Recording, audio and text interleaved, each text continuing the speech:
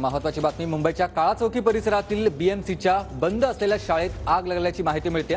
बीएमसीच्या बंद असलेल्या शाळेत सिलेंडरचा स्फोट झाल्याने ही आग लागलेली आहे। अग्निशमन दलाच्या जवानांकडून आग विझवण्याचे सध्या प्रयत्न सुरू आहेत। हे दृश्य आपण बघतोय, धुराचे लोट सध्या उठताना पाहायला मिळतात। लालबाग परिसरातली ही दृश्य आहेत। मुंबईच्या काळा चौकी भागात बीएमसीची जी बंद असलेली शाळा आहे त्या शाळेमध्ये ही आग लागलेली आहे। कृष्णा सोनारवाडकर माझे सहकारी आपल्यासोबत थेट जोडले गेलेत। कृष्णा, सध्याची काय स्थिती? सुमित, मुंबई महानगरपालिकेच्या बंद असलेल्या एका शाळेमध्ये काळा चौकी परिसरात ही आग लागल्याची घटना घडलेली आहे आणि सध्या अग्निशमन दलाचे जवान आग विझवण्याचे प्रयत्न करतायत।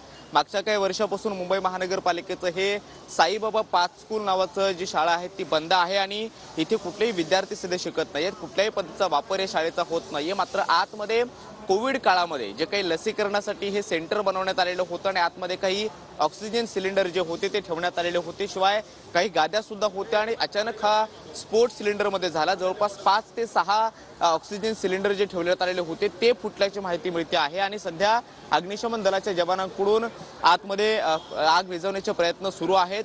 मात्र आता असाही आरोप केला जातोय की मागच्या काही दिवसांपासून किंवा कोविड काळाच्या नंतरपासून सातत्यानं मुंबई महानगरपालिकेच्या अधिकाऱ्यांना ते सिलेंडर्स किंवा आतमधलं जे साहित्य आहे ते हटवण्याचं काम किंवा हटवण्याची मागणी सुद्धा सातत्यानं करण्यात येत होती। मात्र मुंबई महानगरपालिकेच्या अधिकाऱ्यांनी याकडे कानाडोळा केलेला होता आणि आता आपण पाहतोय की आग बऱ्याच ठिकाणी आतमध्ये पसरलेली आहे आणि सध्या अग्निशमन दलाचे जवान हे पाण्याचा फवारा मारून ही आग विझवण्याचा प्रयत्न करतायत। मात्र इथल्या स्थानिक रहिवाशांकडून जी माहिती मिळते त्यानुसार या शाळेमध्ये सध्या कुणीही वावरत नाहीये। आतमध्ये जो गेट आहे तो पूर्णपणे बंद असतो, मात्र सिलेंडर आतमध्ये मोठ्या प्रमाणामध्ये साठवून ठेवण्यात आलेले होते, शिवाय काही गाद्या सुद्धा होत्या आणि त्या सिलेंडर स्फोट झाल्यामुळे आतमध्ये मोठ्या प्रमाणामध्ये आग जी आहे ती पसरलेली आहे। सध्या अग्निशमन दलाचे 4 ते 5 गाड्या घटनास्थळी दाखल झालेल्या आहेत आणि आग विझवण्याचे प्रयत्न करण्यात येत आहेत। शिवाय पोलीस यंत्रणा सुद्धा आता पोहोचलेली आहे आणि त्यांच्याकडून सुद्धा या सगळ्या परिस्थितीवरती नियंत्रण ठेवण्याचा प्रयत्न केला जातोय। माझ्यासोबत ठाकरे गटाचे अनिल कोळी सर आहेत।